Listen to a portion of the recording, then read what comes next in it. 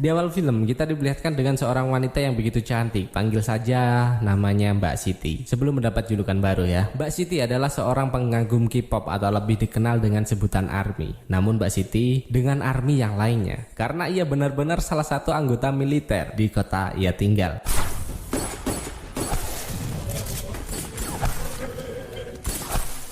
Semuanya berubah setelah beredarnya berita tentang penggabungan Korea Selatan dan Korea Utara untuk menciptakan mata uang baru yang diyakini dapat meningkatkan kesejahteraan rakyat. Dengan iming-iming yang menggugah selera, Mbak Siti memutuskan untuk bermigrasi ke Korea Selatan untuk mendapatkan kehidupan yang lebih sejahtera. Namun sialnya, ternyata ekspektasi tak sesuai realita dan kini harus melakukan semua pekerjaan untuk bertahan hidup. Dari nelayan, restoran, hingga pekerjaan sampingan menjadi mbak-mbak 300k melayani bujang-bujang kurang kasih sayang. Mbak Siti begitu bingung, mengapa ini semua terjadi kepadanya? Padahal aku orangnya rajin ibadah dan rajin bersedekah. Dan dengan terjunnya ke dunia malam, ia menjadi tahu bagaimana kejamnya para bos-bos gangster yang memperlakukan wanita yang tentu saja hal itu membuatnya sangat marah. Jiwa militer masih begitu membekas di darahnya. Dan dengan kejadian itu tentu saja Mbak Siti tak diam saja hingga membuatnya adu tembak, adu mekanik di sana.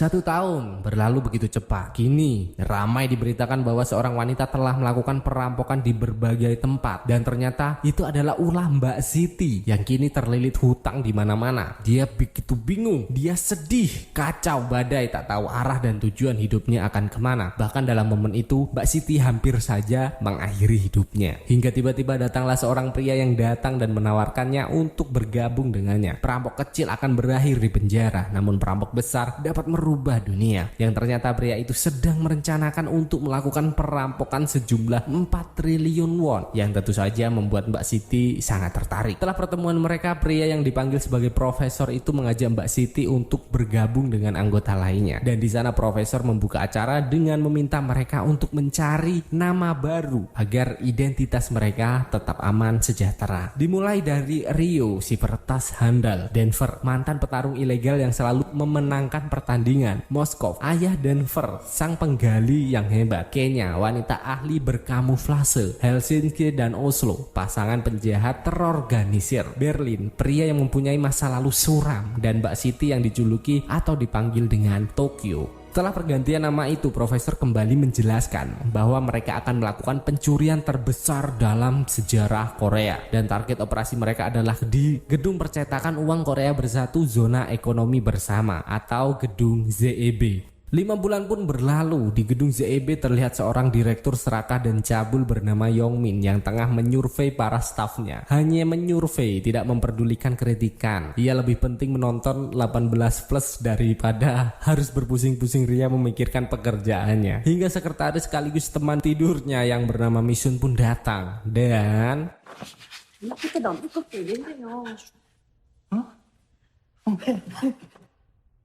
뭐야? 설마 임신이라도 한 거야?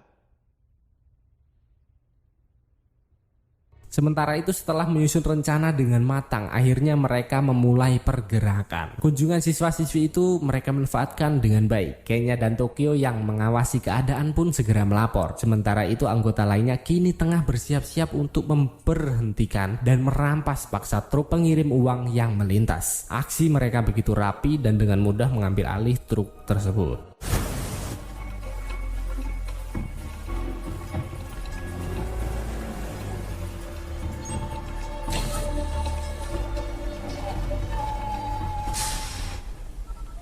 잠시 정차 도로상의 미확인장. 뭐야? 야, 저 버스는 또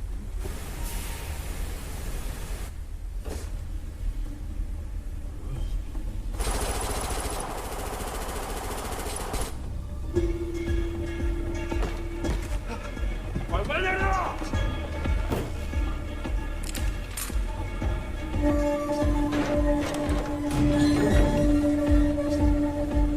Mereka pun meminta para anggota kepolisian untuk segera melepaskan pakaian mereka yang akan digunakan untuk penyamaran dan membawa truk itu ke gedung agar tak terjadi kecurigaan. Mereka begitu satset dengan persiapan yang matang, mereka dapat melewati pos penjagaan dengan amat sangat mudah. Di saat pintu itu dibuka, Berlin dan lainnya pun segera melakukan penyanderaan di sana dengan senapan yang mereka miliki. Tak berbeda jauh dengan Tokyo dan Kenya yang masuk lewat pintu depan juga harus menghadapi perlawanan dari penjaga yang bertugas. 알겠습니까?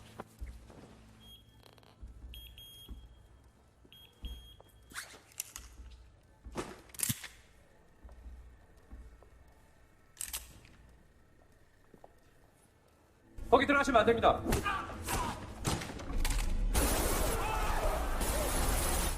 안녕. 내래 사랑 싸움에 끼어든 감. 오빠 쓸데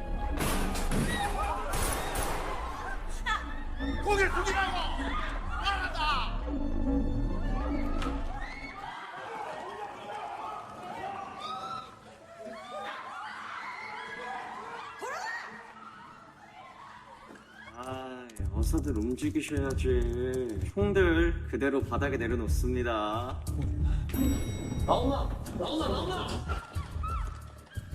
Dengan bakat meretas Rio, mereka pun berhasil menguasai gedung ZEB dan mulai menyandera mereka. Bahkan Annie Kim yang sedang asik VC dengan bestinya pun tak luput dari penyanderaan tersebut.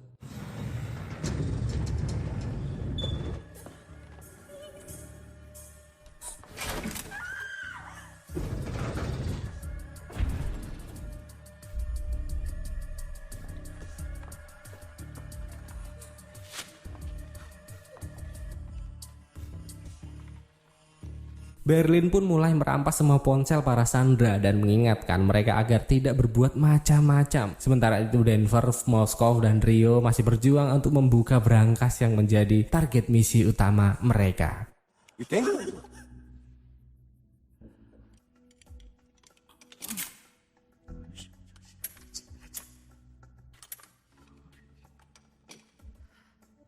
Dengan perjuangan dan ketelitian yang begitu menguras tenaga, akhirnya mereka berhasil membuka berangkas itu. Dengan kekonyolan Denver tentu menambah kesenangan mereka di sana.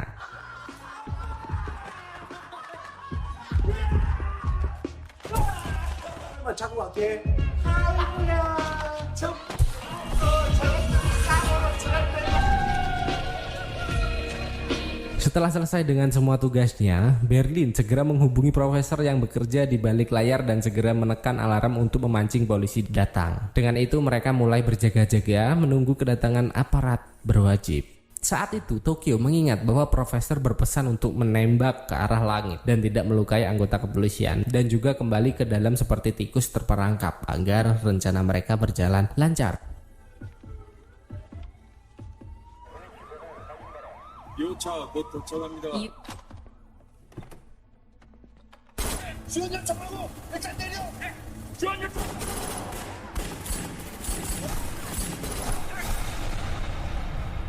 Namun di luar dugaan, polisi-polisi itu langsung memberondong peluru ke arah mereka, bahkan membuat Rio tepar di sana. Tokyo pun segera melepaskan beberapa asap agar mereka dapat kembali masuk ke dalam dengan aman. Di sana Berlin dan lainnya segera menyuruh semua sandera untuk memakai pakaian seperti mereka dan menegaskan untuk tidak melakukan perlawanan agar tidak ada jiwa yang melayang. Di sini kita bisa tahu bahwa rencana mereka begitu matang dan tertata. Tak lupa Rio juga terus mengatur semua komputer di sana agar lebih mudah berkomunikasi dengan profesor dan mempermulus misi mereka. 다들 무사해. 다친 데는 이제부터 할 일은 다들 잘 알고 있겠지.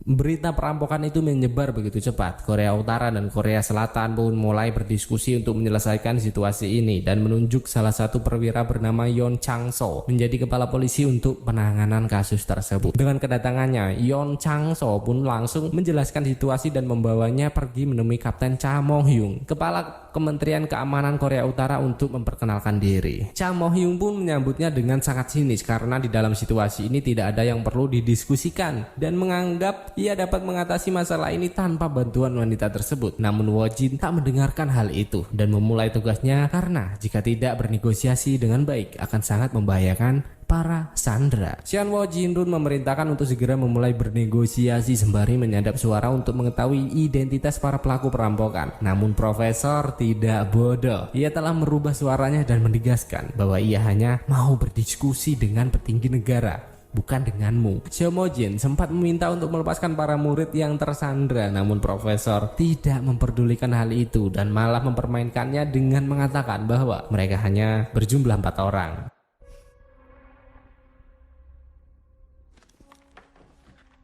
음성 분석 결과는? 강도들 넷이 모였다 이거지. Waktu pun berlalu begitu cepat. Kini Wojin dan salah satu rekan kerjanya yang bernama Dongchul sedang udut santuy sembari memikirkan cara untuk menyelesaikan masalah ini. Hingga tiba-tiba ia menyadari bahwa Cha Mo-hyung diam-diam mulai memerintahkan pasukannya untuk bergerak. Mojin pun memproteskan hal itu, namun Cha Mo-hyung tak menggubrisnya lagi. Karena mengetahui jumlah perampok hanya 4 orang, maka mereka akan dengan mudah mengatasi masalah ini dengan kekerasan. Wojin pun mengingatkan bagaimana jika itu hanya sebagian dari triknya, namun Chang So tetap menyetujui rencana Mo-hyung dan menyuruh Mojin untuk pulang. Dengan hal itu Wojin pun merasa sangat kecewa dan dalam waktu bersamaan kekasih Wojin yang bernama Sunho mengundangnya untuk makan malam bersama. Cha Mo-hyung pun langsung mengatur strategi untuk mengepung gedung itu. Dan di saat Wojin menemui kekasihnya, harusnya kalian kaget. Kalau nggak kaget ya kebangetan lah cok. Ternyata Profesor dan Sunho adalah orang yang sama. Gila nggak? Pantas aja dipanggil Profesor gitu loh. Ternyata Profesor telah memperhitungkan semua ini. Ia tahu bahwa Wojin adalah pemimpin tim negosiasi Korea Selatan yang akan ditugaskan untuk masalah ini. Dan bahkan Profesor juga telah memikirkan semua kemungkinan yang akan terjadi dan mengantisipasi setiap langkah kepolisian. Berlin dan lainnya pun telah siap siaga 86 menyambut kedatangan polisi. Hingga Mo-hyung dan inspektur lainnya pun begitu terkejut saat melihat kesiapan mereka. Lebih gilanya lagi, para sandera melakukan siaran secara langsung dan semua begitu terkejut saat mengetahui salah satu sandera di sana adalah Annie Kim yang tak lain adalah putri duta besar Amerika Serikat. Tentu saja dengan hal itu Mo-hyung memerintahkan pasukannya untuk segera mundur. 자, 우리 동무들 완전히 무산됐다. 용기를 보여주신 우리 동무들에게